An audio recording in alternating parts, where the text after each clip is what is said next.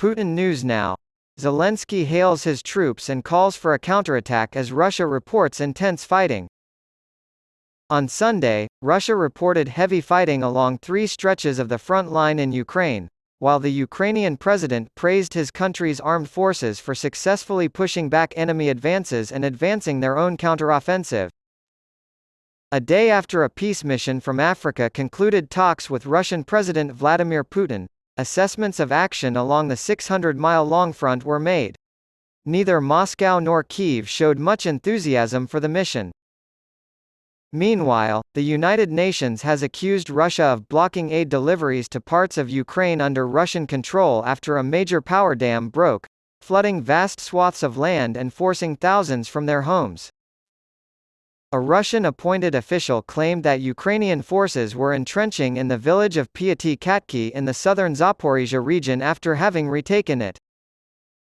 The official, Vladimir Rogov, reported the news via the messaging app Telegram. The enemy's wave-like offensives yielded results, despite enormous losses.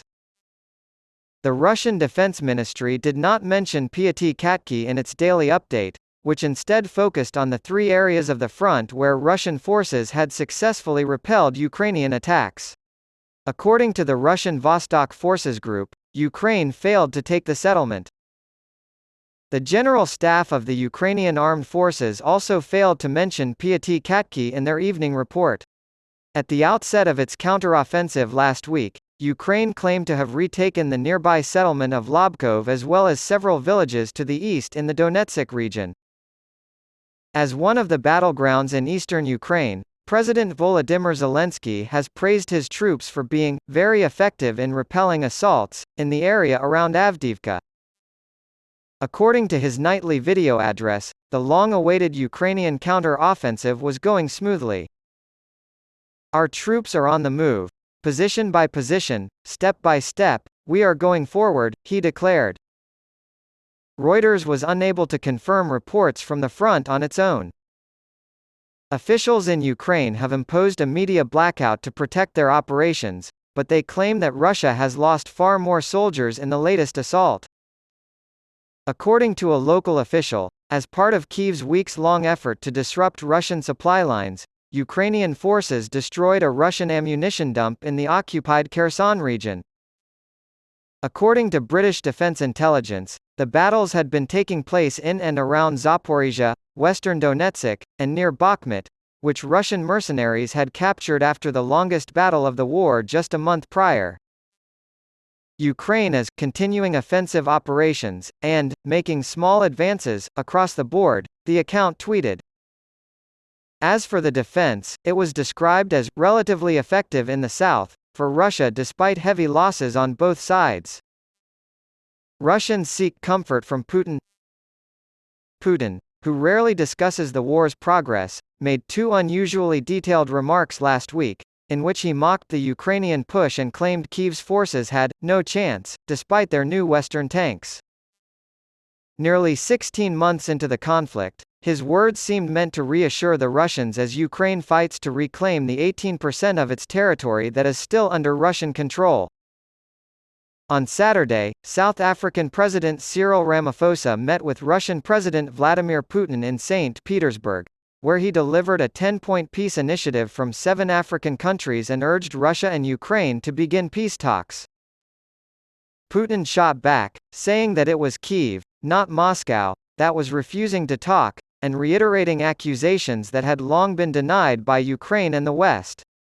He expressed appreciation for Ramaphosa's leadership and the noble mission he was on. According to Zelensky's video message, negotiations in St. Petersburg proved that only Ukraine's peace plan demanding a full Russian troop withdrawal was feasible. He claimed that the entirety of Russian conversation revolved around the war and the destruction of human life. Zelensky had told the African delegation in Kyiv that talks would only freeze the war, because they would be the first direct talks between the 2 leaders since the conflict began.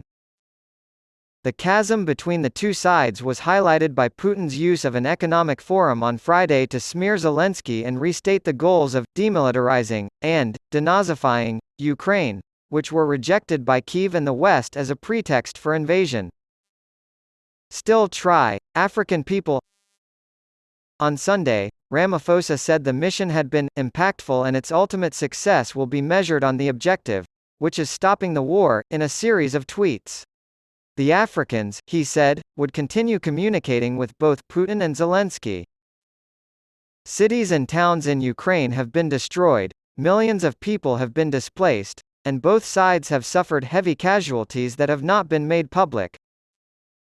On June 6, in the Kherson region, both sides accuse the other of blowing up the Kakhovka power dam and flooding extensive areas of the conflict zone.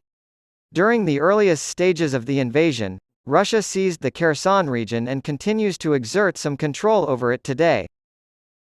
Denise Brown, the United Nations humanitarian coordinator in Ukraine, issued a statement in which she vowed that the organization will continue to engage to seek the necessary access to regions under Russian control.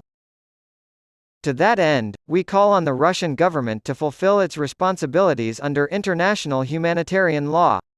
Those in need must not be denied assistance.